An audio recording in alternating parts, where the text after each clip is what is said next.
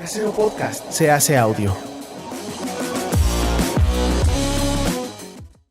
Bienvenidos creatives de México y del mundo. Hoy vamos a platicar con Juan Moreno, que nació aquí en la Ciudad de México, empezó a estudiar batería allá a los 11 años y a los 15 cambió las baquetas por la guitarra, por las cuerdas de la guitarra, y después entró a la UNAM, a la Universidad Nacional Autónoma de México, a estudiar y lo cambió para seguir la carrera de composición.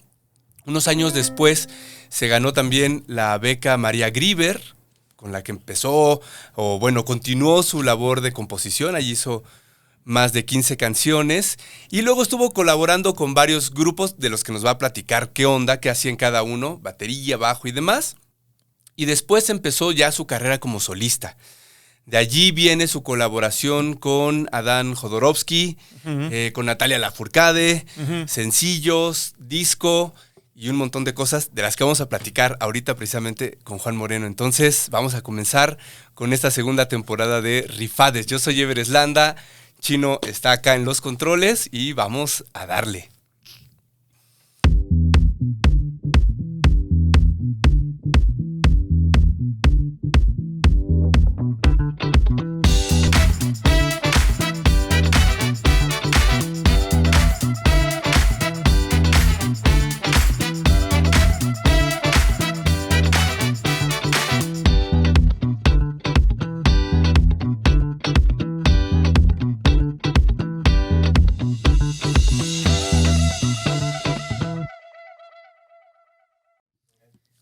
Bien, entonces Juan, pues vamos a comenzarle.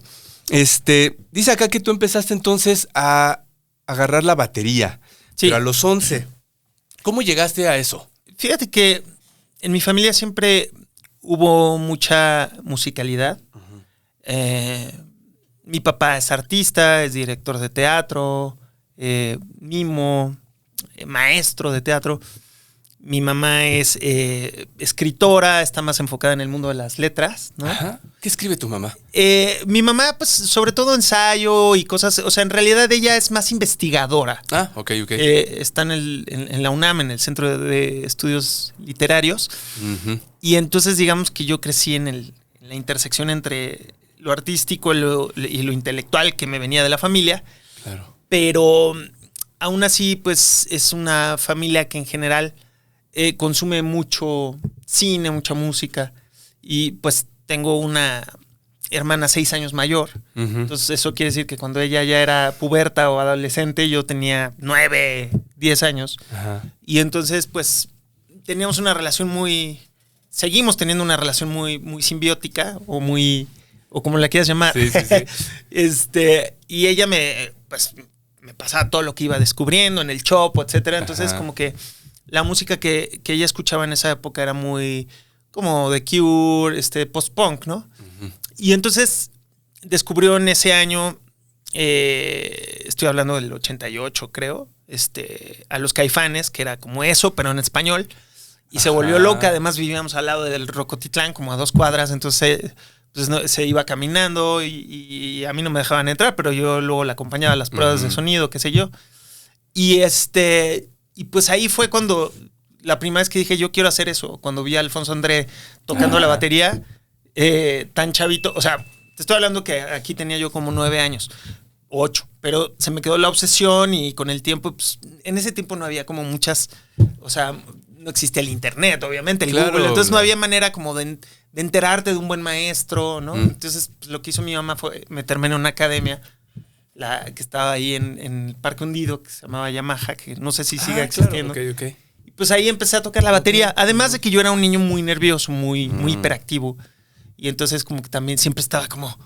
Y para mí fue como muy liberador, o sea, canalizar esa energía en la bataca, ¿no? En la batería, porque ya es un instrumento muy primitivo. Sí. ¿No? Es que sí, yo creo que es el primer instrumento que se inventó, ¿no? Las percusiones. Sí. Entonces es como todo muy primitivo, claro, y muy salvaje, muy carnal, muy catártico. Entonces, ajá, pues ahí me clavé toda mi adolescencia, mi pubertad y mi adolescencia. Mis primeras bandas de la secundaria, de la prepa, pues fueron como baterista, ¿no? Rock en tu idioma, ¿no? Entonces, en esa primera etapa. Sí, y luego, pues obviamente Fobia, Tacuba y toda esa... Ajá. Exacto. Como toda esa etapa. Lo estás contando y no sé por qué, pero me acordé de esta película de Harisama, la que acaba de sacar. Se me fue el título, que ganó varios premios y demás. Que es una película precisamente de un cuate un poquito más para atrás. O sea, más bien sería como de la generación de Saúl y ellos, o por allí. Que igual va con su hermana a unos ensayos de música y demás. Bueno, a ver si ahorita me acuerdo de la peli. Muy padre. A mí me recordó precisamente como nuestra generación unos años atrás, tal vez unos 5, 8 años atrás. Fíjate. Igual una hermana mayor que va llevando a su hermano pues, por la onda del rock, de estos hoyos funky, ya no tan clandestinos, ¿no? Pero que todavía no gozaban así de lo que tienen hoy, ¿no? Exactamente. ¿Esto no es Berlín? Esto no es Berlín, exacto, güey. Claro. Me la han recomendado muchísimo, No muchísimo. Y sobre todo a mi hermana, la gente que conoce a mi hermana, se la han recomendado mucho. Y fíjate que es una historia común. Precisamente hablando de los Caifanes, Alfonso André, con quien ya tengo una relación ahora en mi vida adulta de amigos, bueno, con los compañeros, conocidos, me platicaba que él empezó en la batería por su hermana también. Ah, mira, ajá. Y es curioso porque pues muy poca gente sabe que él es zurdo, pero toca como derecho, y precisamente es porque su hermana, que era mayor, tenía acomodada la batería como diestra, y él, que era más chiquito y eso, pues como que empezaba. Y bueno, la hermana lo dejó en algún punto y él se siguió y pues ya. Y luego sí los cambió a no, él sigue su tocando como diestro, pero escribe con la izquierda, ¿no? Es un gran dato. Cerati también era zurdo y tocaba como diestro. Hay muchos músicos muy famosos que son zurdos, pero tocan diestro. Ok. Entonces la pregunta a la eternidad es, ¿y qué hubieran hecho si se hubieran quedado de su lado? O sea, si así son virtuosos, son buenos. Imagínate. No sé si del otro lado hubieran desarrollado más o hubiera sido lo mismo, ¿no? Sí, qué interesante, ¿no? Qué buena pregunta. Si preguntas y además, para la eternidad. Y además como mi hijo es zurdo, entonces estoy como muy clavado con los zurdos, ¿no? Ajá. Entonces, de parte de tu familia, ¿nunca hubo allí como reticencia al asunto artístico? No, fíjate que no, afortunadamente. ¿O al contrario? Siempre hubo apoyo cuando decidí, como decías hace rato, dejar la carrera de ciencias de la comunicación. Bueno, sí, ciencias de la comunicación. En la UNAM, para meterme de lleno a estudiar música. Mi familia me apoyó y me dieron luz verde, ¿no? Ok. Entonces, primero empezaste con la batería y luego, ¿qué te hizo cambiar a la guitarra? Un instrumento como más relax. Sí, en realidad... En términos de energía, ¿no? Fíjate que, exacto, sí. En realidad lo que pasó es que no dejé la batería, sino que más bien agregué la guitarra. Y me fue llamando más porque al final de cuentas yo lo que necesitaba era un instrumento que me pudiera estimular la creatividad, y en la batería pues no puedes componer. Es un instrumento percutivo, no hay nada melódico ni armónico. Entonces yo tenía la necesidad de hacer canciones y pues sabía que tenía que estudiar o piano o guitarra. Para ello, el ukulele pues no estaba en el radar todavía de nadie. Sí, claro. Ahora ya es que nada más la tocaba el de la canción esta de un hawaiano, ¿no? Ahorita me acuerdo. Yeah. Chino se sabe todo, güey. Es así como un exocerebro el wiki colectivo, chino. güey. Es wiki chino, güey. Exacto.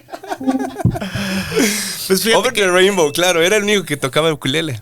Sí, exacto. Entonces, pues como que había dos opciones y piano era muy caro, ¿no? Uh-huh. O sea, entonces dije, ya, guitarra acústica de 300 pesos claro. de las del mercado. Ajá. Y ya, pues como que me llamó por eso, sobre todo por la creatividad, porque me permitía encontrar un mundo armónico donde pudiera yo plasmar las melodías y las canciones que tenía aquí, ¿no? ¿Y eso dónde lo empezaste a estudiar? ¿En alguna academia también? No, fíjate que con una vecina. Bien, ok. que justo se dedicaba a dar clases. Entonces pues, estaba increíble porque nada más bajaba yo 2 pisos, le tocaba y... Ya estabas. Ya estaba ahí en su clase. ¿En ese tiempo empezaste a componer o solamente tocabas?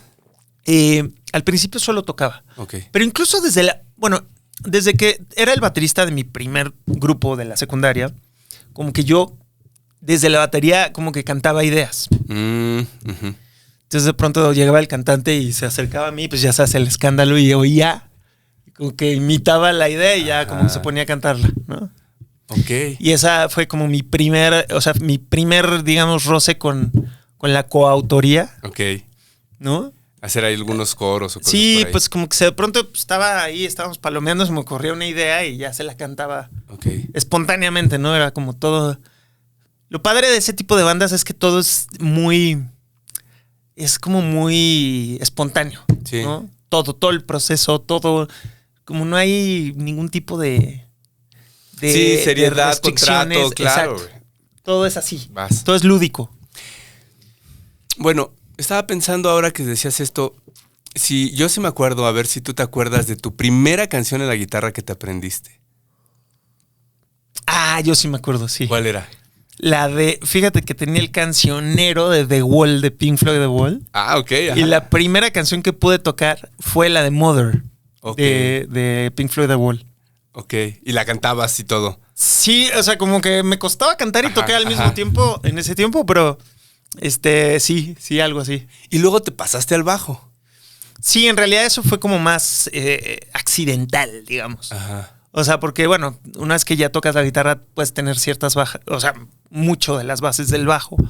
Que digo, aunque tiene su técnica propia y tal, pero pues al final es casi es la misma afinación, solo le faltan 2 cuerdas. Pero Y sí pues, duelen los dedos. Sí, Cuando duele. empiezas a agarrarlos. Sí, totalmente. Entonces, pues como que ahí yo hice, la primera banda que yo hice donde pudiera cantar y tocar era un trío y entonces éramos 2 guitarristas, pero el otro era mejor guitarrista que yo, entonces fue como accidente, o sea, fue como de, bueno, es obvio que tú vas a ser el guitarrista y yo voy a tener que agarrar el bajo, digo, nada contra el bajo, pero pues, así quedó, era como Claro, obvio que claro. el que tocaba mejor la guitarra se iba a quedar como el único guitarrista, ¿no? Claro. Y así, y luego de ahí como que en la escena me empezaron a ubicar como bajista por esa banda, donde yo tocaba el bajo y cantaba, que se llamaba Shannon. Ujú. Y después se deshace Shannon y entró a Reino, pero como bajista. Ok. ¿No?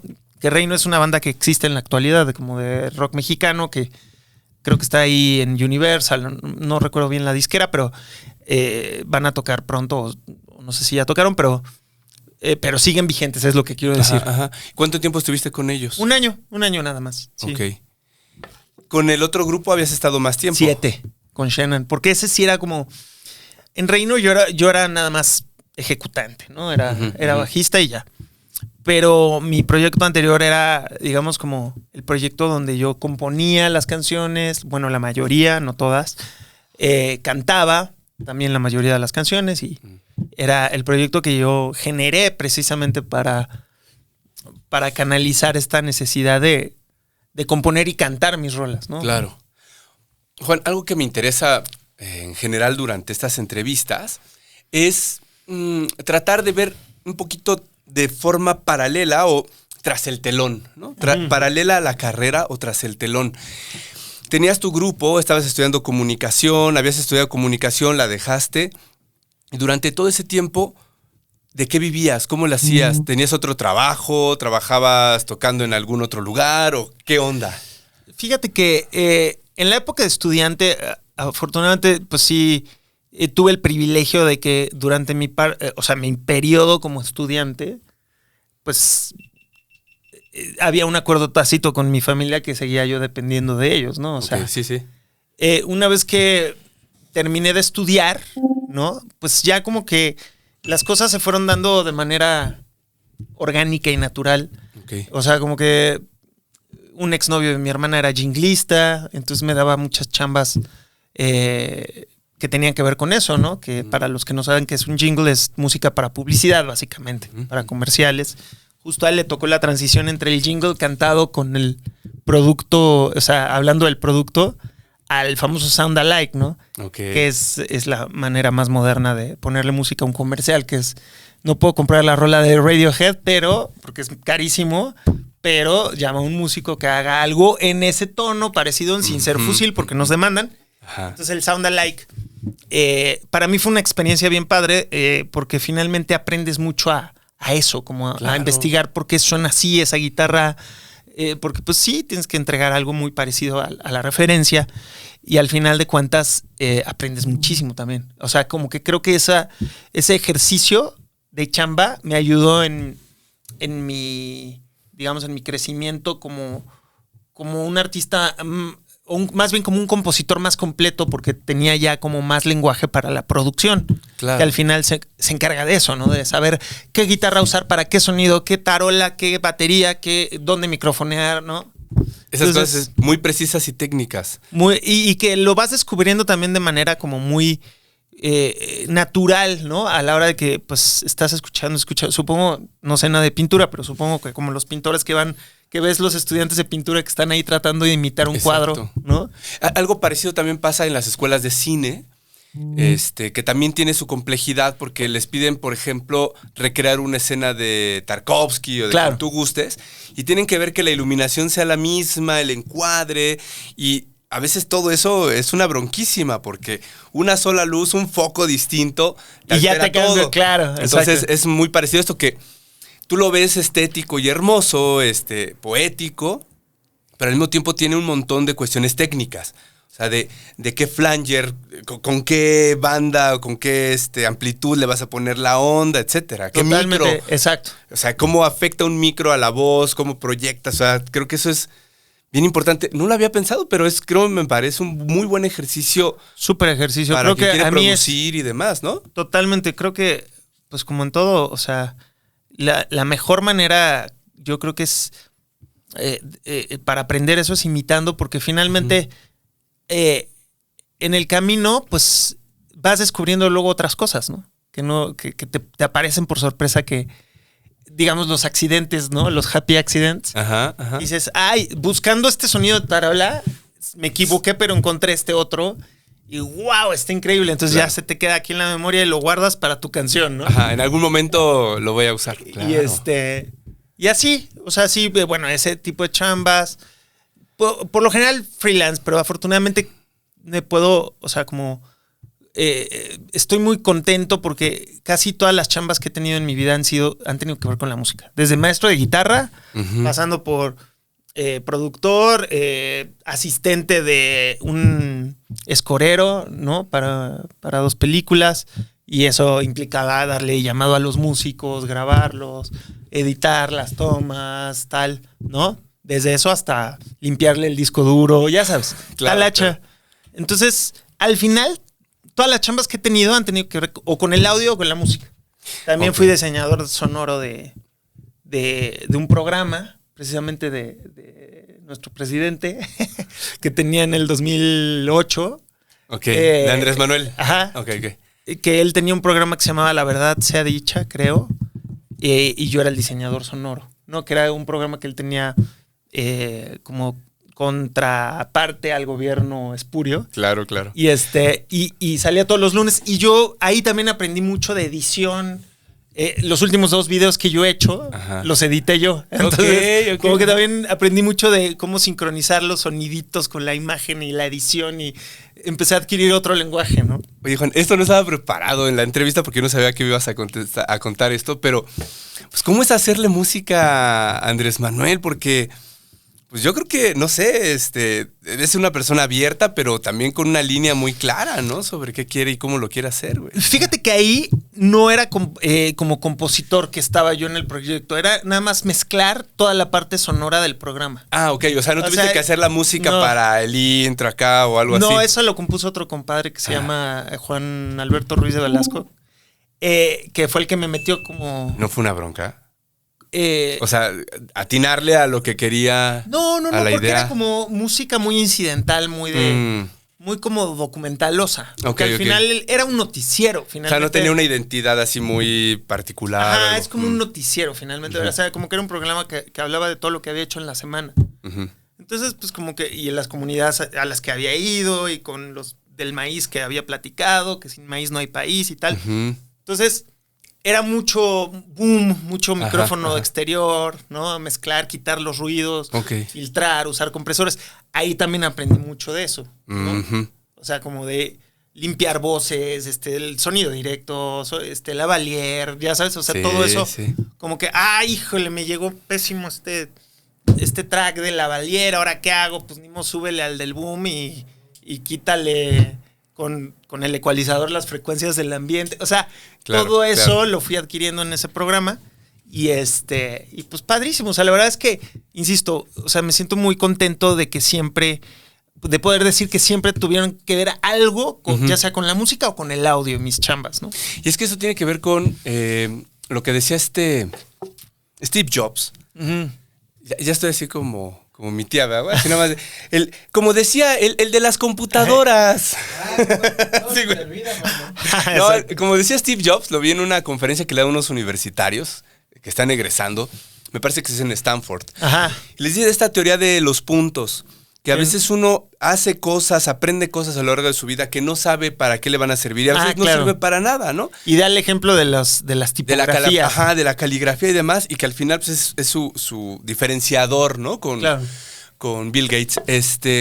Y por eso me gusta preguntarles esto, porque a veces cuando vemos la trayectoria es como, yo nací músico y de allí, corte A, tengo mi disco. Pero creo que esos son bien importantes para ver cómo se formaron, porque yo confío en que mucha gente que nos está viendo están pensando en que quieren grabar un disco en unos años. Claro. Y piensan, ¿cómo le hago para llegar a eso? Bueno, pues ahí está, o sea, sumando un montón de puntos distintos que te van dando experiencias, no nada más en la parte estética o poética, ¿no? Claro, totalmente. Ese es el otro punto al que quería ir. Por ahí, en tu semblanza leía que estudiaste composición. Ajá. ¿Dónde la estudiaste? ¿Cómo fue eso? Es en una escuela de música privada que se llama Fermata. Y lleva mucho tiempo. Es lo que me llamó la atención. Mi hermana estudió también música, pero en el conservatorio. Que, bueno, ahí no es educación privada, puede entrar. O sea, no hay colegiaturas, pero sí, es público, es complicado entrar porque hay muchos procesos, ¿no? Es un examen, sí, bien complicado. Mi hermana, la que te digo que me introdujo en el mundo del post-punk, después terminó estudiando ópera en el conservatorio. Ándale. Bueno, bel canto. Y ella,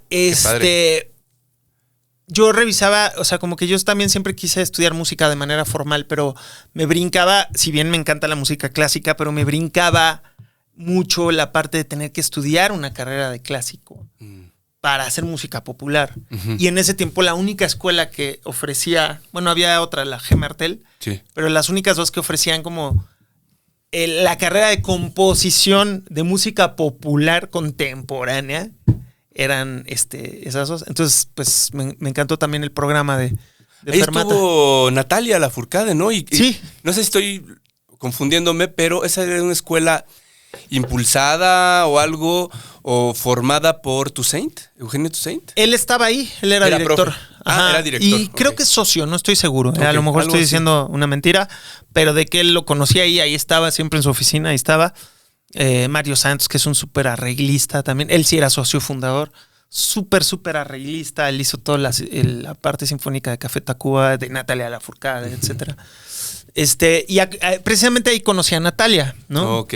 Volvemos a los puntos de Steve Jobs, porque ahí ella era mi compañera.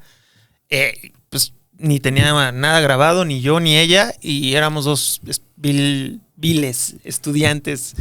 No sé si la palabra viles sea buena, pero éramos dos simples, mortales, dos estudiantes que estudiamos pues, composición y con los años, pues de pronto nos dejamos de ver, luego otra vez, de esas relaciones como intermitentes pues porque pues ella grabó, se la pasó de gira y tal. Y con el tiempo nos volvimos a ver gracias a Pris, porque Pris trabajó con ella en varios shows como coreógrafa y también en varios videos de ella. Y entonces, pues, perdón, como que, paréntesis, nada más ahí, para quien no sabe, Pris, a la que nos estamos refiriendo, es Priscila Hernández, que la tuvimos ya aquí en entrevista, es su esposa. Entonces les decía, ¿no? Que ya vamos a tener acá toda la familia. Exacto, justo. Ajá. Bueno, pues con digamos, relación de trabajo que tuvo Pris con Natalia, pues Natalia y yo recuperamos nuestra relación que bueno, pues desde hacía años que no nos frecuentábamos. Y entonces ahí fue cuando ella se ofreció a ayudarme a producir una canción de mi disco Diciembre. Ok. Y estuvo bien padre eso. Sí. Ya nos vamos hasta allá de directo. Sí, pero por eso qué loco lo de los puntos, porque justamente ahí, pues, como dices tú, empieza la relación desde Fermata, siendo estudiantes, en nuestros incipientes 20s, quizás ella tenía 17, 18 años. Y luego pues nunca colaboramos juntos hasta hace 2 años o 3 que Ok. salió mi disco, ¿no? Pero está padre porque ahorita que me estás diciendo esto, pues el papá de Natalia es músico, es clavecinista, ¿no? Ajá. Es músico clásico y demás. Y ella también se fue por esta otra alternativa de estudiar música Popular. Popular, exacto. Contemporánea, exactamente. Entonces como que más o menos los dos coincidieron en ese punto, ¿no? Sí. Ella, la verdad es que no sé si estudió composición o estaba en canto. Lo que pasa es que ella a la mitad de la carrera, grabó su disco en Italia y cuando regresó fue un boom el primer disco, entonces ya no pudo regresar a la escuela, obviamente Ya. por cuestiones de trabajo, por sus Sí, compromisos. Claro. Pero no estoy seguro si estudió canto o estudió composición. Ok. Y ya empezabas a anticiparnos de diciembre.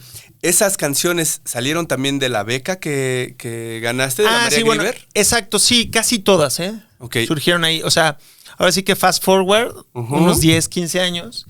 Y cuando me salgo de Reino, pues aplico para la beca María Grieber, me quedo y fue increíble porque descubrí otra manera de componer, como que aprendí muchas cosas, ejercité un músculo de creatividad que no tenía, digamos, como bien trabajado, ¿no? Hasta la beca me di cuenta. Para quien nos ve de fuera, ¿qué es la beca María Grieber? Es una beca de... Bueno, María Grieber fue una compositora mexicana que hizo unas de las canciones más clásicas de nuestros boleros y demás. ¿Pero en qué consiste la beca y quién la otorga? La otorgan como es un conjunto de entidades.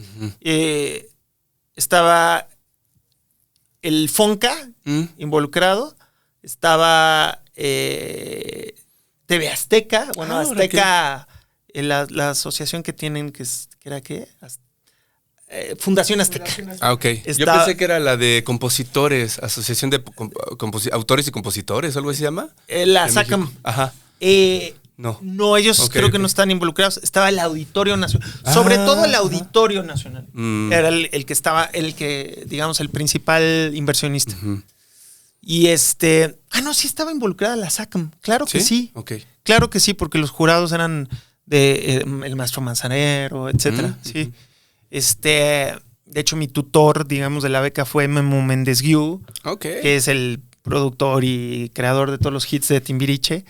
Y él también está en la SACAM. Claro. Okay. Entonces, sí, la verdad es que fue muy padre porque yo ya no tenía proyecto, ya no tenía banda, ya estaba como en el limbo, no sabía si quería seguir o dedicarme a formar otra banda o ser solista. No tenía muy claro qué quería, pero lo que sabía es que tenía que seguir creando y haciendo canciones. Y entonces la beca ahora sí que me vino como anillo al dedo, ¿no? ¿Te duró, o sea, la beca es por un año? Todo un año, exacto. Ok. ¿Y la beca es una mensualidad para una que te mensualidad y a solamente escribir? es entregar una canción al mes. Ah, ok. En español.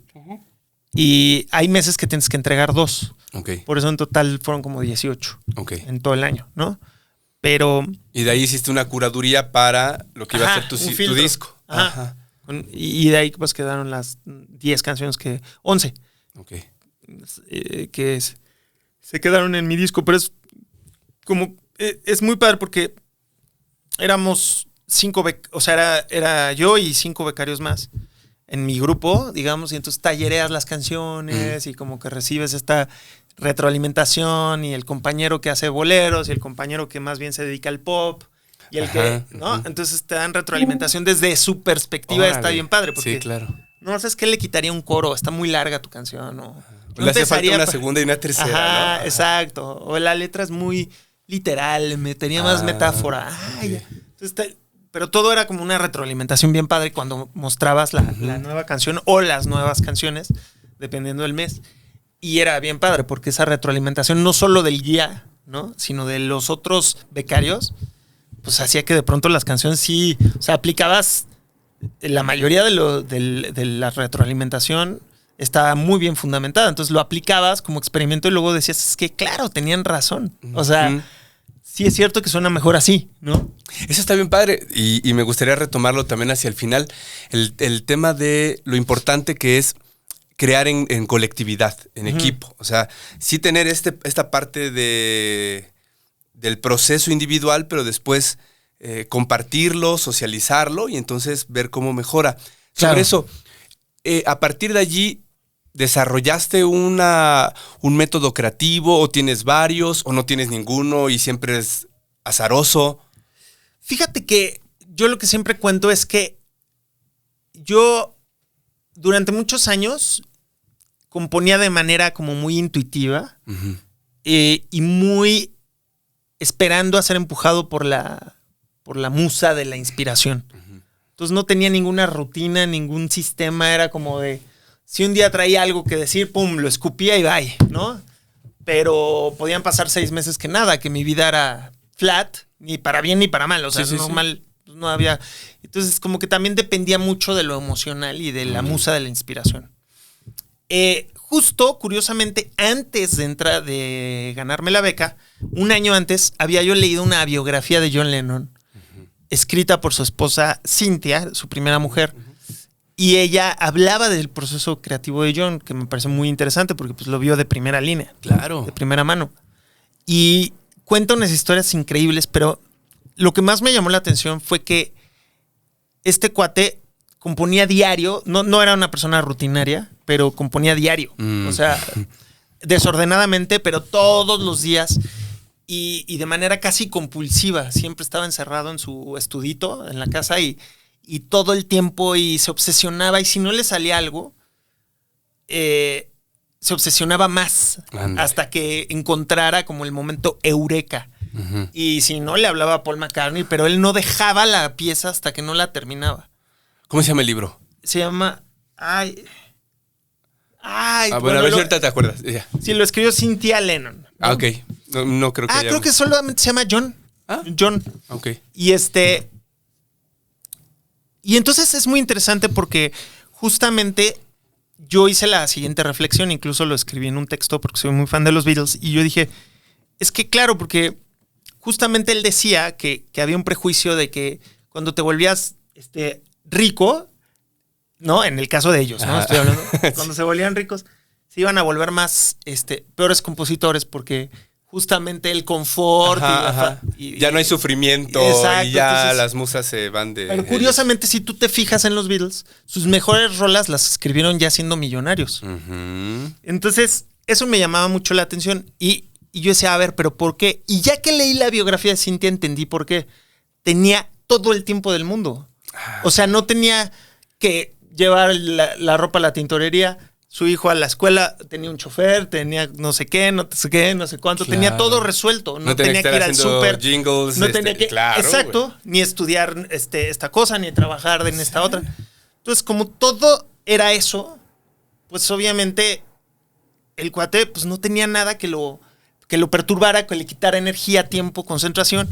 Y entonces yo dije, me acuerdo que le dije en ese tiempo a mi esposa Priscila, le dije, qué envidia estar en un contexto en donde solo te tengas que preocupar por componer, ¿no? Y hasta me aventé mi comentario cínico de, pues así cualquiera, ¿no?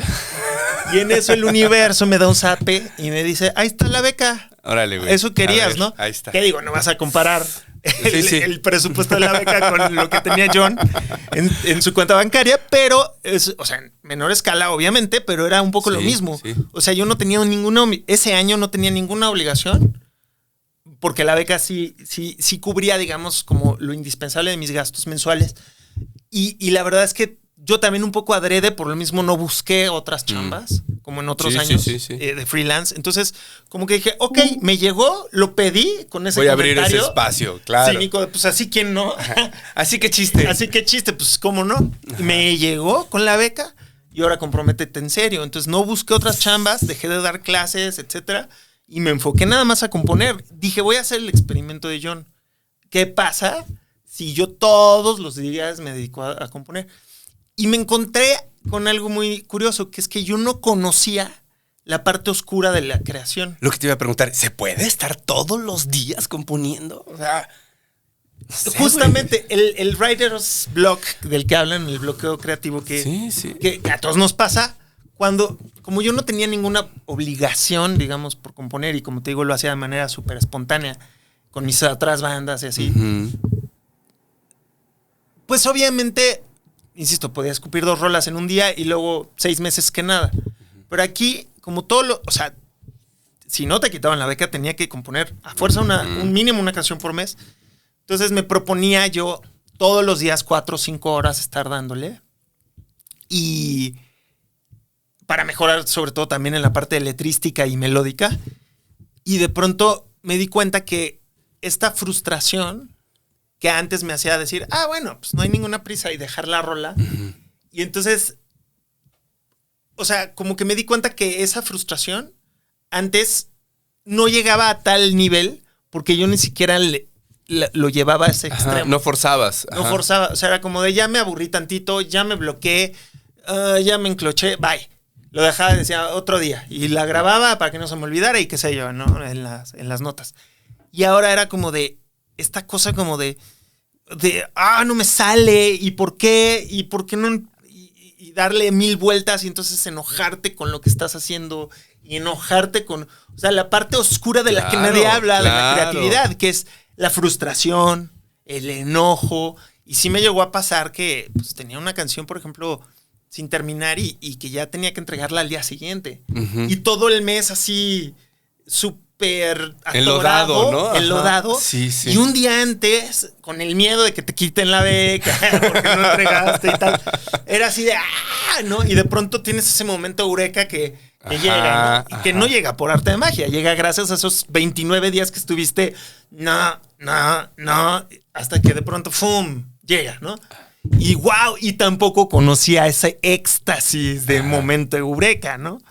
Entonces, como que al final de cuentas creo que lo que estoy tratando de decir es que la rutina y el obligarme a componer diario, sí, que todo el mundo cuenta que Picasso decía que me llegue la inspiración trabajando y que los grandes, Ray Bradbury decía, yo escribo 365 cuentos al año, de los cuales uno debe ser bueno y los otros 364 son malos, pero me sirven para que exista ese bueno, ¿no? Claro. Como que tú toda la vida lees esas historias, esos argumentos, esos comentarios, pero yo lo viví en carne propia ya que tuve la beca. Claro. Sí, entonces porque... perdón. ¿no? La beca, digamos que me obligó a eso. Sí, porque los otros esos consejos suenan como de libro y son letra muerta. Sí. No se vuelven una aplicación cotidiana. Claro. Porque me parece que hasta que no tienes la obligación de hacer esto como profesionalmente y vivir de ello, pues entonces no lo haces de forma cotidiana o rutinaria. Claro. ¿Y allí armaste alguna rutina que tengas hasta ahora? ¿Compones más en la mañana, en las noches? Yo soy un tipo de día. Creativo de día. Y es como, yo soy como los celulares, o sea, amanezco con la pila hasta arriba y en la medida en la que va pasando el día, va bajando. Ya después de las 5 de la tarde soy cero creativo. Oye, y todas estas rolas nacieron entre las 9 y la 1 de la tarde. O sea, porque es como o sea, a la 1:30, 2 ya me empieza a dar hambre. ¿No? Pero digamos que mi mejor momento creativo es entre las 8:30, 9 hasta la 1:30. Se parece mucho a un proceso que leí de Buñuel con uno de sus guionistas, sus colaboradores más jóvenes. Y era precisamente, lo contrataba a Buñuel, a este guionista, Carrier. Fíjate. Se iban unos días a una casita allí en alguna provincia francesa, se aislaban de todo, tenían quien les hiciera todo, no tenían que ser de comer, ni lavar ropa, ni nada. Lo cual es muy importante y creo que ahorita hablamos de eso, de esta otra cotidianidad. Porque te saca, Claro, es como entrar en un trance. Sí. Y luego es muy difícil meterse. Volver a ese túnel. Y este Carrier decía que se veían para desayunar a las 7 de la mañana y platicaban como algunas ideas que Buñuel traía y también Carrier. Se iban cada uno a su habitación. Y Carrier se dedicaba a escribir todo el día, hasta la hora de la comida. Se volvían a sentar y entonces Carrier le leía lo que había escrito a Buñuel y Buñuel hacía unos comentarios mientras tomaban el digestivo, un cigarrito, etcétera. Y de ahí se volvían a desprender, corregía a Carrier y ya se iban a dormir, platicaban en la noche de cualquier otra cosa y en la mañana siguiente era lo mismo. Órale, el día de la marmota creativo. En pocos días tenían una peli. Claro. O sea, eso era lo loco, ¿no? Que sacaban una peli además así súper disruptiva y demás, ¿no? Claro, claro. Ahorita que decías Qué esto padre. de las letras, también pensaba que quería preguntarte, me contaste cómo cómo te profesionalizaste en la parte musical, cómo ir logrando ese sonido que esperabas. Para la parte de las letras, para lograr esas palabras, esas expresiones, metáforas, ¿lees poesía? ¿Te gusta ver la tele? ¿O qué onda? ¿Cómo te nutres para esa parte? Fíjate que también fue un proceso, yo antes como que siempre, o sea, al principio nada más hablaba de amor, desamor y como que el lenguaje era muy llano. Pero tengo un amigo y mentor más bien, pues el mismo que me daba estas chambas como de jingles y cosas así, que él es muy fanático de la poesía y él sí es muy erudito en ese mundo, en ese gremio y siempre me criticaba mis letras. Y entonces justo me decía, es que está lleno de lugares comunes, eso, échale más ganas. Luego además muchas rolas las hacía en inglés, pero también por flojera mental. Ok. El inglés se oye bonito y es más fácil y lo literal no te da tanto oso, ¿no? O sea, pues decir, I was walking down the street. Se oye rockero, güey. Y se oye rockero, ¿no? Sí. Pero si lo dices en español, iba caminando por la calle. No, ya suena raro. Ya no. Entonces, como que él siempre me picaba mucho con eso. Entonces también como que justamente sí hice un trabajo como de rutinario también, de ponerme a leer más poesía y cada vez que intentaba escribir una canción, siempre sé de qué voy a hablar. O sea, eso siempre, ¿no? Lo que me es complicado es editarme porque casi siempre me sobran las palabras. No caben en la melodía que tengo. El metro es una bronca, claro, claro. Y entonces, lo que hacía mucho era leer un buen poema como 4 veces antes de ponerme a escribir. Que de allí, ¿qué poetas rescatas, te acuerdas o vas seguido a echarles un ojo? Mira, gracias a la biblioteca de mi mamá, pues había como muchos... ella se mudó varias veces, yo también, y yo me quedé con varios libros de ella. Y había muchos de literatura iberoamericana. Y como que también yo quería que fuera la primera, o sea, hay muy buenas traducciones, pero como que quería que fuera la primera lengua, lo que leyera, ¿no? Sí. Entonces, me clavé pues en Borges, Miguel Hernández, o sea, como que dije, voy a empezar por los tótems, ¿no? O sea, Neruda, Octavio Paz, ¿no? Y como que lo hacía como más, digamos que no es un arte que a mí, digo, me encanta la poesía, me parece sublime, pero no es algo que a mí naturalmente yo diga, no tengo nada que hacer, voy a agarrar un libro de poesía. Por eso te digo que fue como muy autoimpuesto, de alguna manera, como un ejercicio. Muy consciente, ¿no? Muy consciente, exacto. Bueno. Y tampoco me considero un gran letrista, pero creo que crecí mucho, sobre todo en el tema de la metáfora. Dejé un poco de lado el lenguaje llano y pude... Lo que yo siempre busco es que sea universal, que se pueda entender, pero que no sea el lenguaje llano, así de te quiero mi vida, no te extraño, me dejaste. O sea, que también está bien. Y digo, un genio de ese lenguaje llano y plano es Juan Gabriel. O sea, a mí me impresiona cómo Juan Gabriel no usa una sola metáfora. O sea, un solo símil. Bueno, sí, en la de su mamá, ¿no? Tus ojitos, no sé qué dice que se hace con una metáfora, pero de ahí en fuera es llano. Y me impresiona lo bien que suena, cómo las acomoda él. Sí, sí. Que suena perfecto. O sea, no necesitas metáfora. Y al mismo tiempo lo hace original. Exacto. O sea, estaba pensando en Rulfo y en los estudios que se hacen sobre los diálogos de Rulfo. Se dice que cuando lees a Rulfo oyes el pueblo. Es como si estuvieras en el pueblo. Wow. Pero al mismo tiempo, cuando vas al pueblo dices, no soy así Rulfo, güey. O sea, sí, pero no. ¿Qué onda? Claro. Y entonces se habla de todo un ejercicio de volver más estética o de convertir a cierta estética el habla popular, que es yo creo lo que logra Juan Gabriel o José Alfredo, ¿no? Que son expresiones del pueblo que cuando son puestas allí en un cierto contexto y logran una armonía única, me parece. O sea, Totalmente. Sí, de acuerdo. Sí, no sé. Pensé en una metáfora de Juan Gabriel, perdóname, ahorita que decías esto. Sí, igual y exagero al decir que ninguna, pero no era habitual. En la canción, una que habla de un ave. Que es una canción que todo el tiempo está hablando de un pájaro que canta y demás. Y de alguna manera es como el cucurrucucú, ¿no? Es el pájaro es el alma que se eleva y todo este rollo. Y es como, pues sí, o sea, claro. No tenía metáforas muy elaboradas o muy claras, pero de pronto tenía ahí como unos juegos bien interesantes el Juanga, ¿no? Sí, no, y aparte también a nivel melódico es impresionante. Uh-huh. Y como intérprete. Pero justamente eso, ¿no? O sea, un José Alfredo, un Juan Gabriel tienen el don de la naturalidad en ese tipo de lenguaje. Y en mi caso, pues como que sí. Mira, yo lo que siempre intento es, por ejemplo, hay una canción en mi disco donde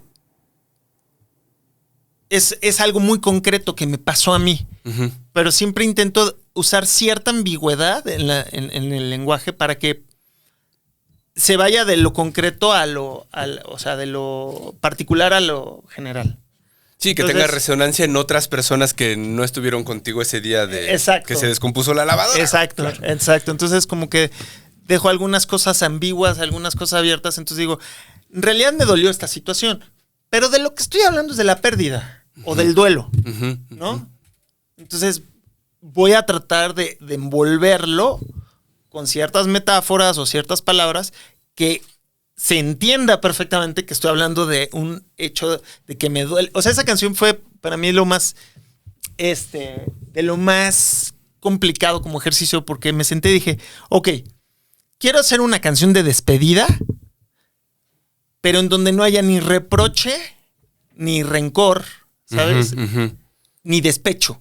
Okay. Pero quiero que se note que hay mucha tristeza.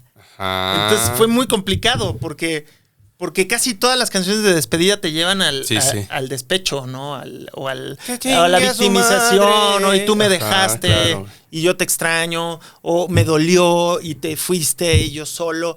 Ajá. Y yo decía, es que no quiero que suenen, no está mal, porque sí tengo otras rolas que tienen sus ingredientes, ¿no? Pero en esta en concreto no quería que sonara reproche, ni tampoco a chantaje emocional. Ajá. Quería que fuera una canción muy dolorosa, muy realmente la tristeza que te da perder a alguien, ¿no?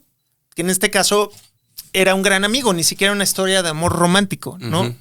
Era un socio, amigo, partner, wingman, escudero. Ajá. Y obviamente, pues sí, en el momento en que nos distanciamos, pues quedó un hueco muy grande en mi vida, porque abarcábamos muchas cosas juntos, ¿no? Hasta la fiesta. Y de pronto, pues quería yo como verbalizarlo, ¿no? Y ha sido de los, al final creo que lo logré, pero ha sido de los ejercicios más digamos, más complicados. Sí. Porque siempre estaba yo autocensurando esa parte de no caer en el chinga tu madre, ¿no? Claro. Claro. ¿No? Porque estamos acostumbrados a eso. Porque me parece que salir de ello es complicado. Hitchcock decía, no le temas al lugar común. Uh-huh. Porque eres un ser humano con 2 ojos, 2 piernas. Claro. Eres común, güey, a 1 millón de millones de seres humanos los que existamos. Y entonces, ¿por qué esperarías no llegar con tu primera idea a un lugar común como el de los demás?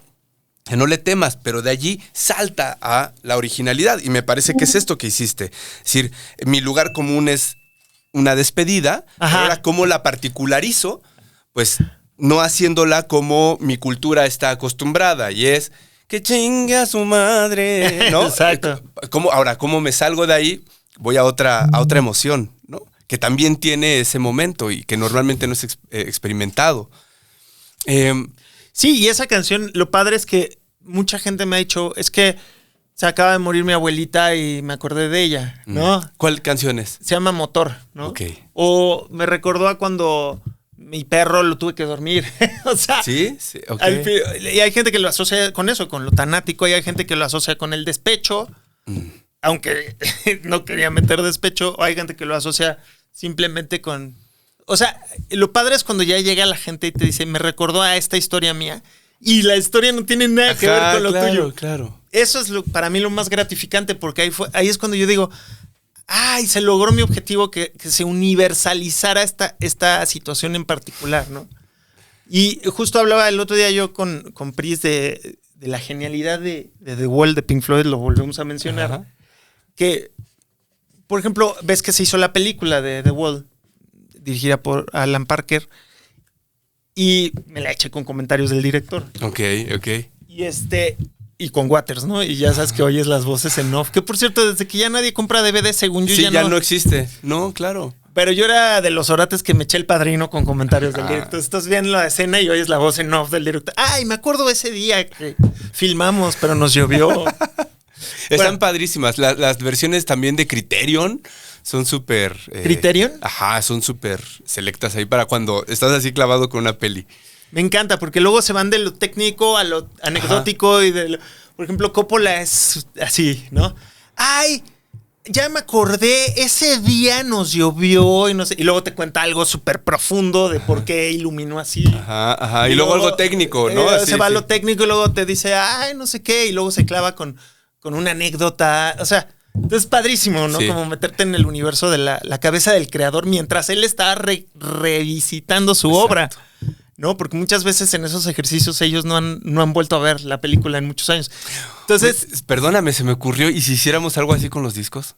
Estaría chido, ¿no? O sea, en voz del autor y que tú fueras diciendo, aquí en esta parte quise hacer este flanger, por eso le metí este distor, pero no encontré la metáfora esa que había escuchado. Estaría padrísimo, ¿eh? Sí, la verdad es que... Luego vamos a hacer algo así. Hay que hacerlo. Sí, perdóname, pero suena súper bien la idea. Y sobre todo como... Eso, ¿no? Es como lo que decíamos, ¿no? O sea, funcionaría mucho para meterte en la mente del... Digo, si existiera eso, por ejemplo, no sé, de Roger Waters, yo estaría feliz. Imagínatelo sentado escuchando el Dark Side. Sí. Y que sí hay un documental del Dark Side, pero no es lo mismo. Claro, es una pregunta, es una entrevista aparte y demás. Ajá, exacto. Pues bueno, una sesión así entre todos los músicos, ¿no? Imagínate, a ver, súbele. ¿Te acuerdas cuando? Ese solo, no sé qué. Bueno, estaba pensando, pero a lo mejor Caifanes terminaría... no terminaría muy chido, a lo mejor no hay tanto... Muchas no terminarían muy chido. No, güey, ese día tú te equivocaste 20 veces. No, güey, pero porque tú... ya, corte, güey. Sí, seguramente muchas bandas. Exacto. Entonces... Tendrías que censurar muchas cosas. Pero bueno, sí. A lo que voy es que yo vi la de The Wall. Uh-huh. Hablaba de la de The Wall, la vi con comentarios del director. Y yo siempre me pregunté... Justamente, o sea, más bien no me pregunté, lo admiré mucho desde chiquito, cómo una historia tan personal de un individuo se volvió algo tan hitero y tan universal. Uh-huh. Y luego me di cuenta que él logró esto de lo que estamos hablando. O sea, es una historia simple y llana.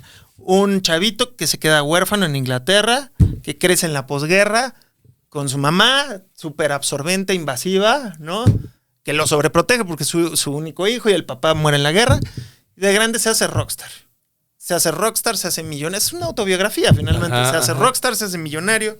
Todas las groupies le tiran la onda. La mujer lo deja porque se siente abandonada.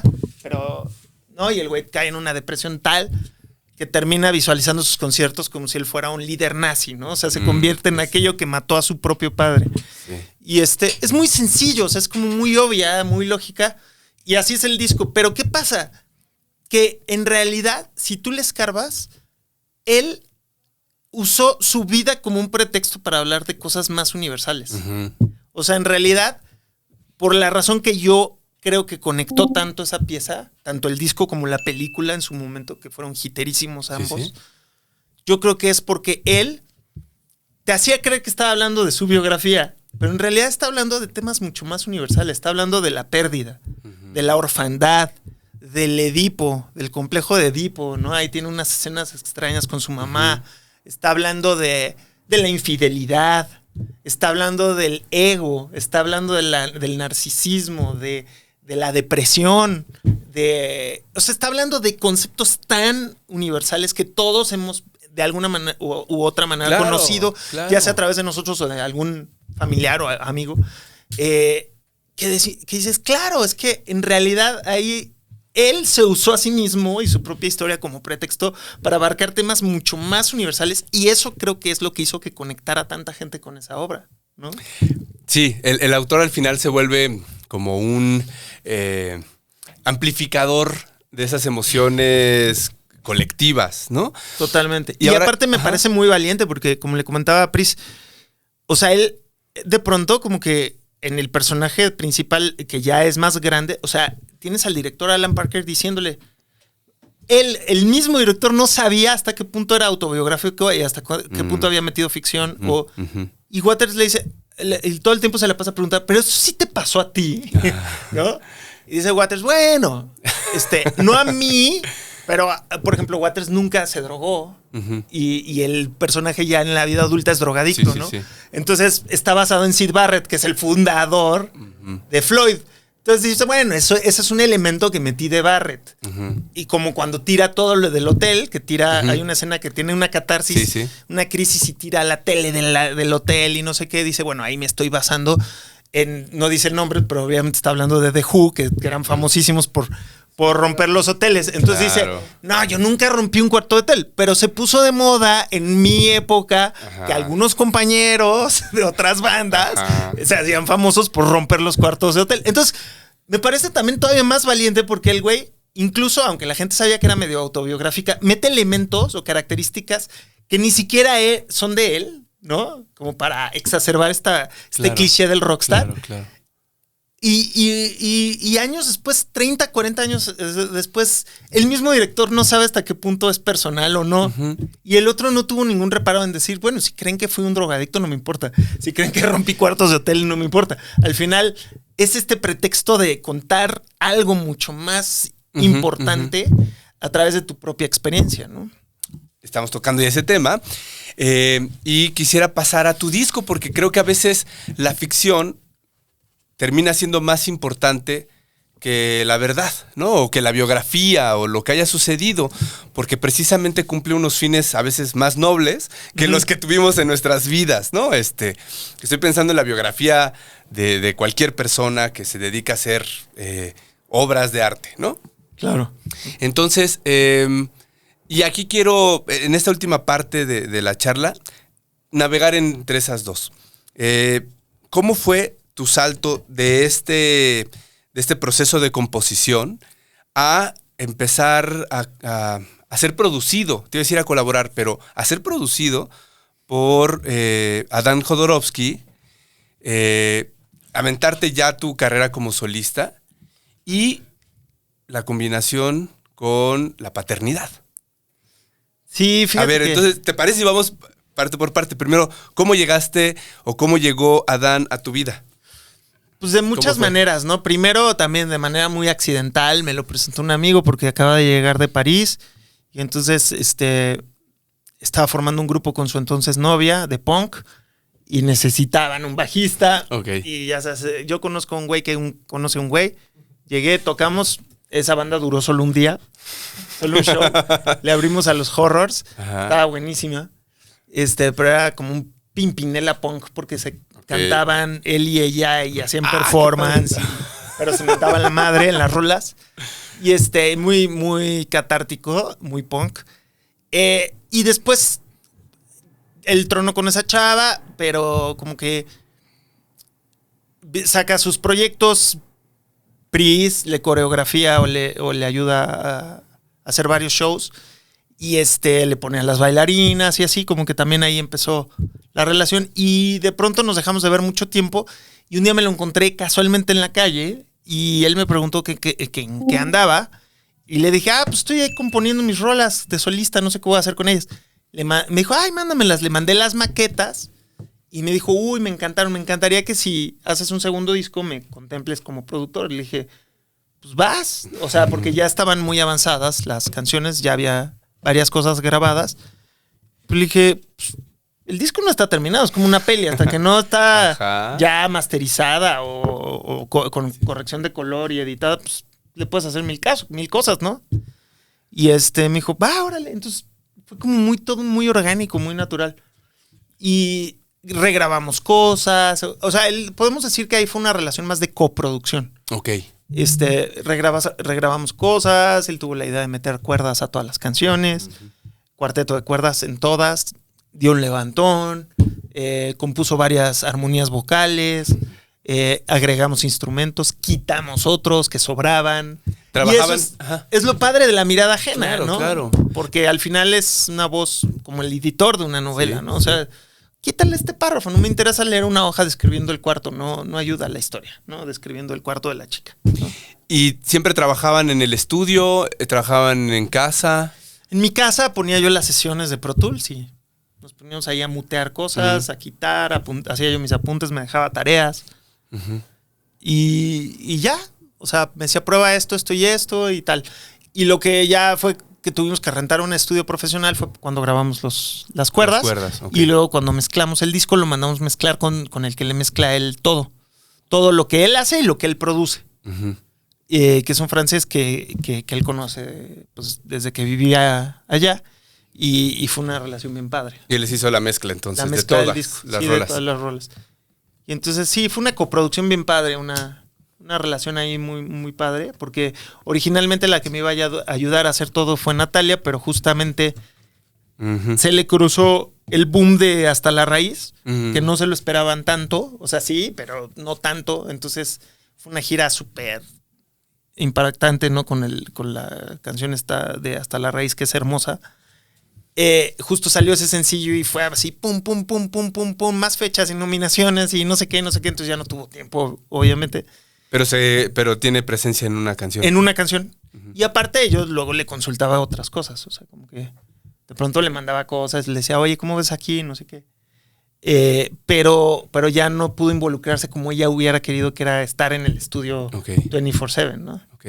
Y bueno, de ahí empezó entonces, ahora sí, tu gira ya como solista. Estuviste en varios lugares acá de la Ciudad de México. Sí, sobre todo con esas canciones están bastante producidas, pero las adapté a guitarra acústica y voz, que es como nacieron en realidad, justamente para poder hacer todos estos shows de promoción yo solito, ¿no? Sin necesidad de depender de una banda, porque eso es mucho más caro. Cuando tu proyecto es, digamos, autosustentable. Bueno, ni siquiera es autosustentable. Cuando es una inversión constante, pues sí, no conviene. Sí, claro. Y aparte, pues una banda es una sociedad, entonces todos corren el mismo riesgo. Sí. Si hay que pagar un transporte, pues ni modo, entre cuatro. Cooperacha. Ajá. Pero cuando eres solista, pues no puedes decirle al baterista invitado que se coopere con la gas, ¿no? Ponte la camiseta, güey, pizza al final, ¿no? De la Exacto. Grabación, ni madre. O ven a ensayar y págate tu Uber o como puedas, no. llega y no, pues está cañón. Entonces sí, ser solista y no tener el presupuesto para hacerlo es complicado. Entonces por eso yo me lancé a hacer pura promoción en acústico yo solito, sin full band. Bien.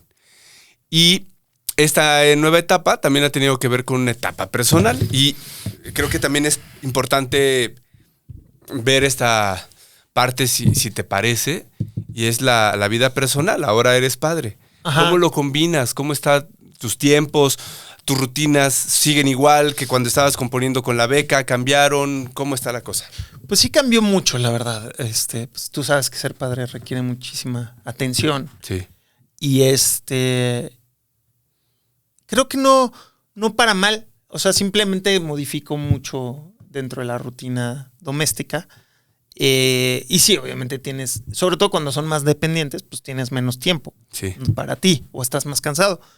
Pero pues ahora creo que ya con los dos niños yendo al kinder, teniendo sus rutinitas y eso, pues tú también ya te puedes anticipar, ¿no? La pandemia también fue pues 1 año y medio de inactividad escolar, ¿no? Entonces, pues eso también requiere mucha atención a esa edad, ¿no? Porque si hubiera tenido yo adolescentes o 2 niños de 10 años, pues ya. O sea, PlayStation, ahí te ves, güey. Sí, exacto. Sí. No sé, o sea, salen a jugar a la cuadra con claro. y no estás tan preocupado, pues los oyes ahí gritando, ¡falta! ¿No? Pero, árbitro vendido. Exacto. Eres tú, güey. Pero justo, no, como que él nos agarró una edad muy... Uno tenía 6 meses y el otro 3 años. Entonces, sí, pero fue también una bendición. En nuestro caso fue un privilegio porque pudimos hacer casi todo desde la casa, la chamba que teníamos ambos, Y los niños estaban felices de tener a sus papás pegados todo el día. O sea, imagínate. Claro. El chiquito le tocó una mamá a full los primeros 6 meses que se lo llevaba a los llamados. A Camilo se lo llevaba literal a los llamados. Yo varias veces fui a los llamados de las pelis con el bebé para cuando llorara, pues se lo enchufaba. Ajá, y ella claro. seguía en el set con el bebé enchufado. Varias veces le mandé en Uber la leche materna. Ah, claro. Bueno, más bien ella me la mandaba. Se metía a un camper a sacarse leche. Órale, va. Y va. Y de pronto, ¡fum! O sea, de tener una mamá tan... Ya estaba en la preproducción de Limbo de Iñárritu. Bueno, ahora se llama Bardo. El nombre provisional era Limbo en ese tiempo. Y y el chiquito estaba así como de que... Qué padre, pero pues sí veía una mamá muy agitada. Y de pronto, de la noche a la mañana, la tiene pegado a él 1 año y medio. O sea, toda la lactancia, ¿no? Entonces, padrísimo. Fue padrísimo para ellos. Claro. Sí, es que es bien importante pasar tiempo de calidad con ellos y los que fuimos papás ahorita. Sí, yo también lo agradezco. O sea, ¿verdad? Justo. Fue bien chido verla crecer, ¿no? En este caso a Clio. Oye, para ir cerrando, me gustaría preguntarte, más bien, si ahora tú quieres hacer preguntas. Ah, qué buena dinámica. Sí. Entonces, mira, te voy a pasar estos daditos. La cosa es que tú los juegas, los tiras, vemos cuáles salen y de allí elegimos un poema. Esta sección ahora se llamaba antes Pregúntale a Octavio. Ahora se va a llamar Pregúntale a Rosario, porque vamos a estar usando un libro de Rosario Castellanos, su poesía compilada. Entonces vamos a ver, pues, qué dice Rosario de la pregunta que le quieras hacer al universo. Ok, ¿pero la tengo que decir en voz alta o sí, en voz alta. Sí, porque si no se nos van a perder acá todos así. ¿Qué dijo? ¿No? Ok, entonces primero es la pregunta y luego lo... Sí, primero pregunta, luego dados y luego respuesta. Y tiene que ser un poco concreta, ¿no? No puede ser como... Lo que tú quieras, ¿eh? Ay, sí, como tú quieras. Sí, no te preocupes.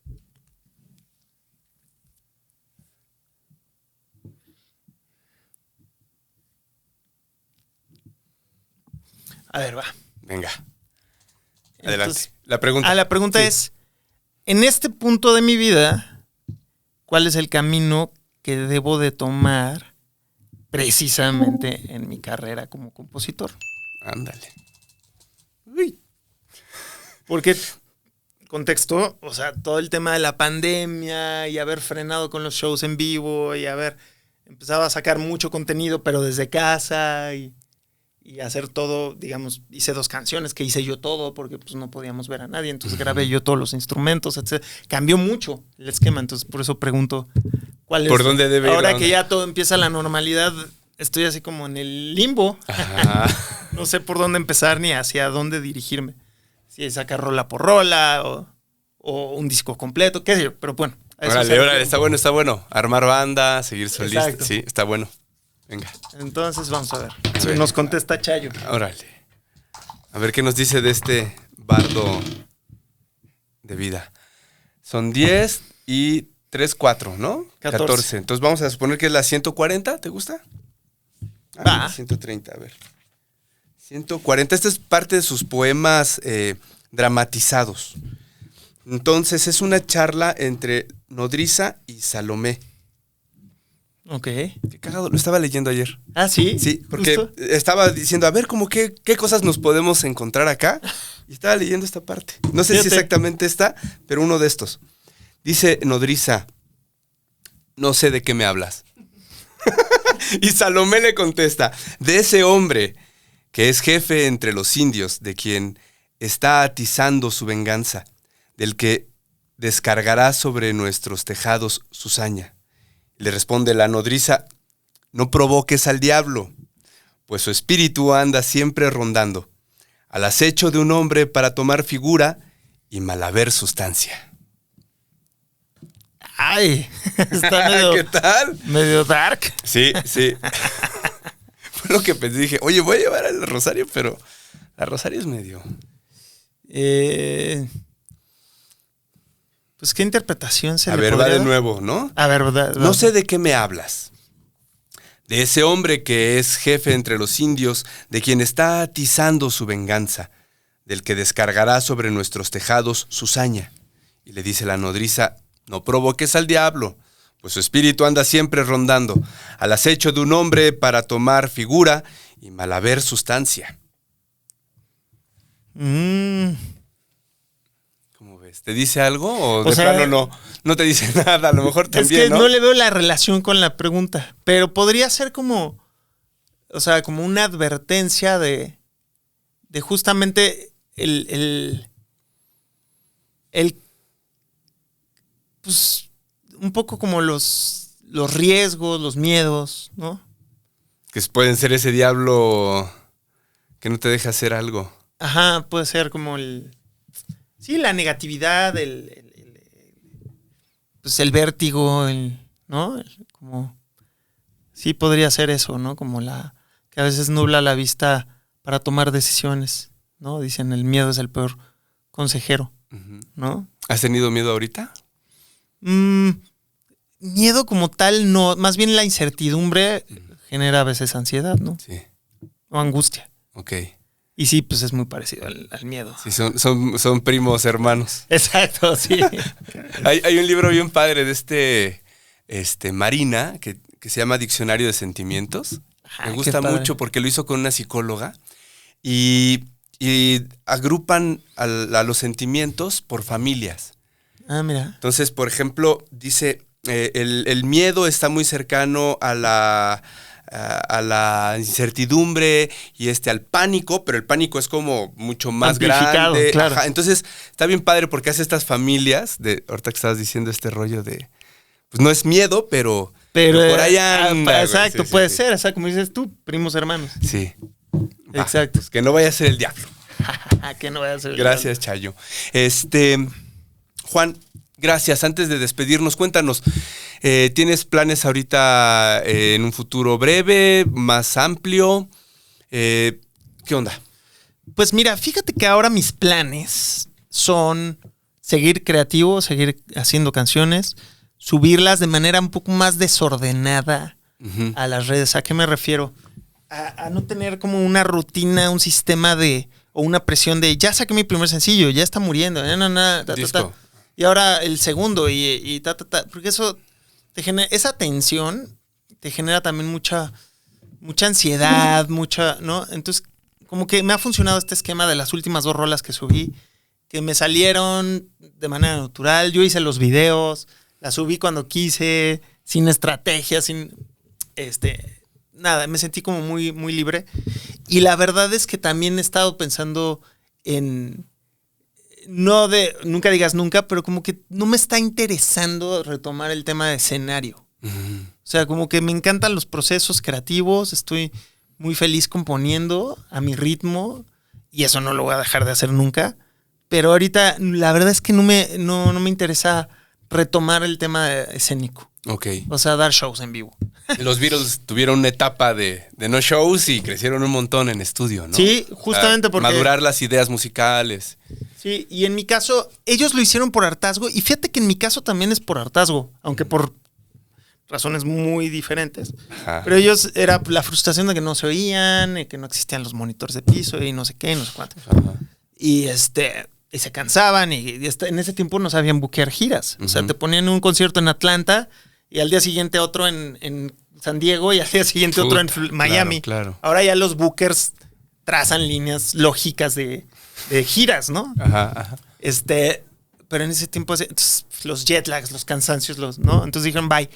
En mi caso, el hartazgo tiene que ver con otra, o sea, no está relacionado al éxito como en el caso de ellos, sino que tiene que ver con que después de 22 años de estar en los escenarios te das cuenta que llega un punto en donde digamos que la gratificación muchas veces no es proporcional a la energía o al trabajo invertido previo, sí. Emocional, de tiempo, etcétera, etcétera. Entonces, y más siendo solista termina siendo muy agotador. Sí. Porque te demanda mucho, ¿no? Como artista emergente, pues no tienes un road manager, entonces tú tienes que dar todos los llamados, Claro. pagarle a los proveedores, ¿a qué me refiero? Al ingeniero, al crew, etcétera. Coordinar los ensayos, dónde vamos a ensayar, a qué hora no llega este güey, háblale por teléfono, dónde estás, ubicación en tiempo real. Desde eso hasta pelearte con el dueño del bar que dice que solo entraron 70 cuando en realidad entraron 100 y tú los viste y le dices, pues es su palabra contra la tuya. O sea, todo eso. Claro, claro. Ya a los 20, 25, pues obviamente el aplauso termina equilibrando todo eso y borra todo. Pero llega una edad en la que ya resulta muy tedioso, muy, muy cansado y termina sufriéndolo más que disfrutándolo. Y la verdad o sea, yo lo hice por la pandemia, que me retiré de los escenarios. Pero la verdad me di cuenta que no lo extrañaba. O sea, no lo extrañé en lo absoluto. Lo que sí extraño, y eso sí no me lo podrían quitar jamás, es componer, ¿no? Y hacer rolas pero como que dije, no. Y solo de pensar en toda esa flojera de empezar desde la estructura desde abajo para un show y autopromoverte y venderlos. Y el estrés de que faltan 2 días y que solo se han vendido 10 boletos en un lugar de 100.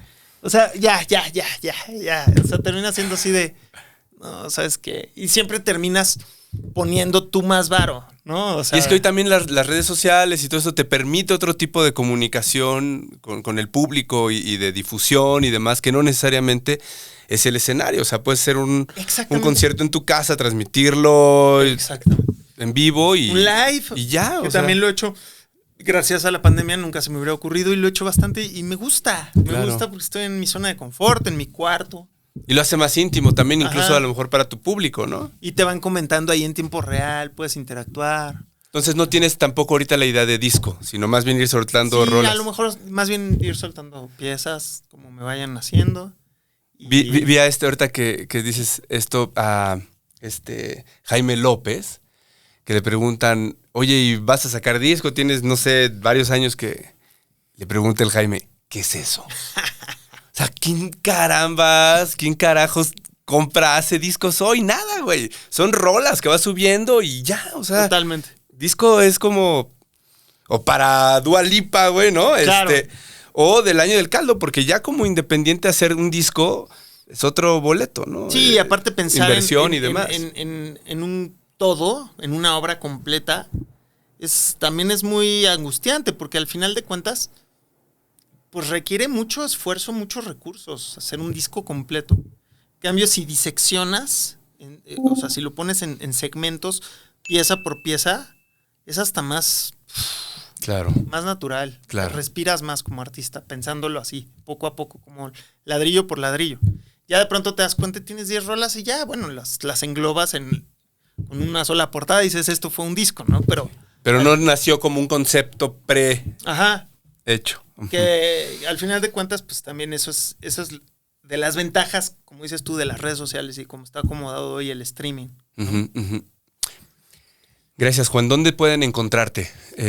Juan Moreno MX, en todas las redes. Perfecto. O sea, TikTok, Twitter, YouTube. En YouTube en YouTube obviamente es donde encuentran toda mi música, mis videos y también en Spotify. Y en Tidal. Te vi ayer te estuve oyendo en Tidal. Ah, en Tidal. Sí, fíjate. también. Sí, también. Y estoy en Deezer y en Google Music y todo eso.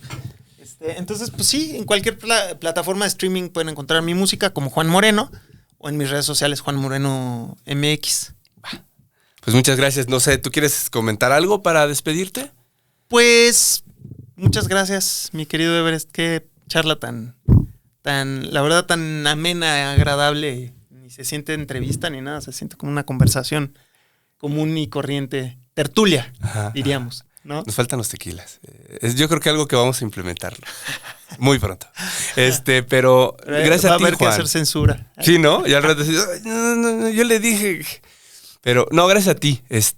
Gracias por Semilla. Ayer la volví a escuchar. Es una canción que me gusta mucho, mucho. Especialmente esa.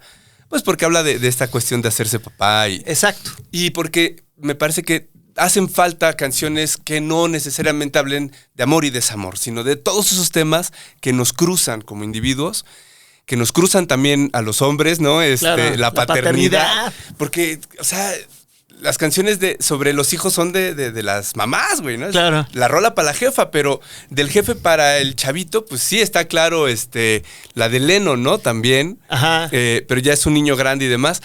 Y acá Y es más un reclamo, ¿no? Sí, tiene otro carácter. Y acá pensar en la ilusión que le da a uno tener un hijo, es padre esa canción porque a mí me recuerda cada vez que la escucho, ayer lo hice, ese momento, esa esperanza que tienes, ¿no? Cuando sabes que vino un retoño.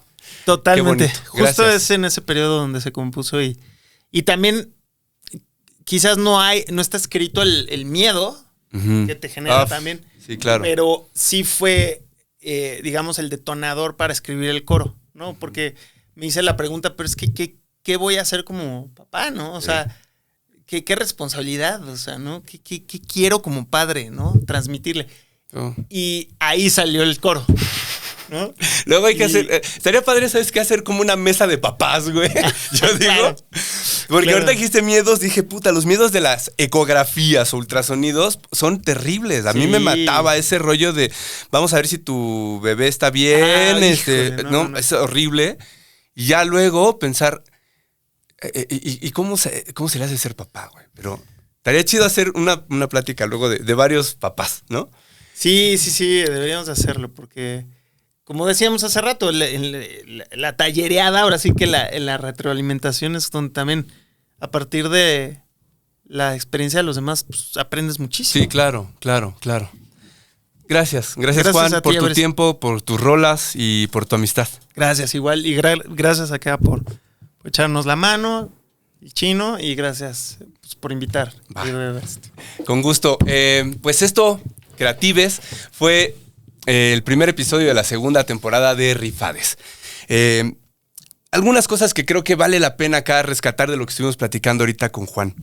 Que la creatividad es muy buena en solitario, te permite experimentar muchas cosas, pero cuando uno la sociabiliza, se puede crecer, se nutre precisamente de la creatividad de otros, de las ideas de las y los demás. Claro. Así es que vale la pena tener estos espacios también para encontrarnos con otras miradas sobre nuestra creación.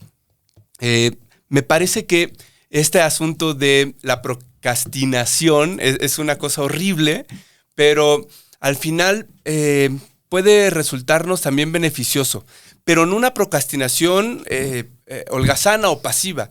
Es decir, mientras uno está trabajando, a veces no llegas a ese punto a donde querías alcanzar, pero en el último instante brota la idea, como le vino a Martin Luther King, ¿no? Que tenía su discurso perfectamente hecho para subir y decírselo a miles de personas, y precisamente en las escaleras se le ocurrió la frasecita I have a dream.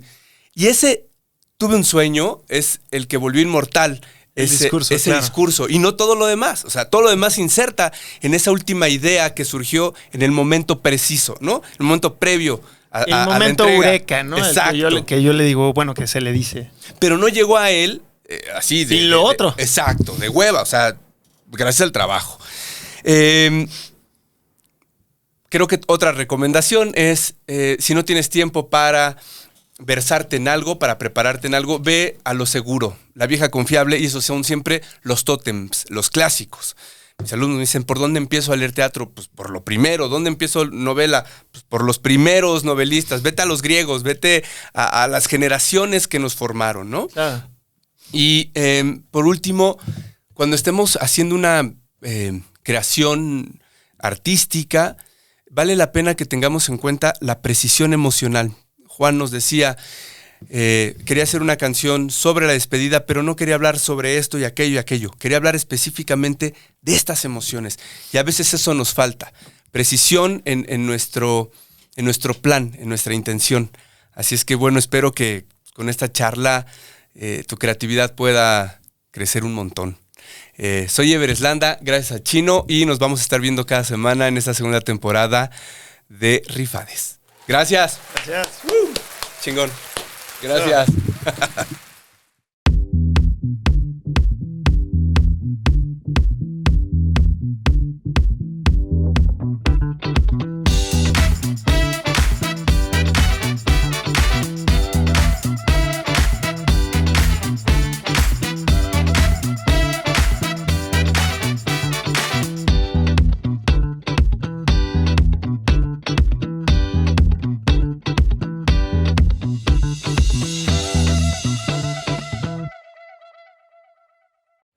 Casero Podcast se hace audio.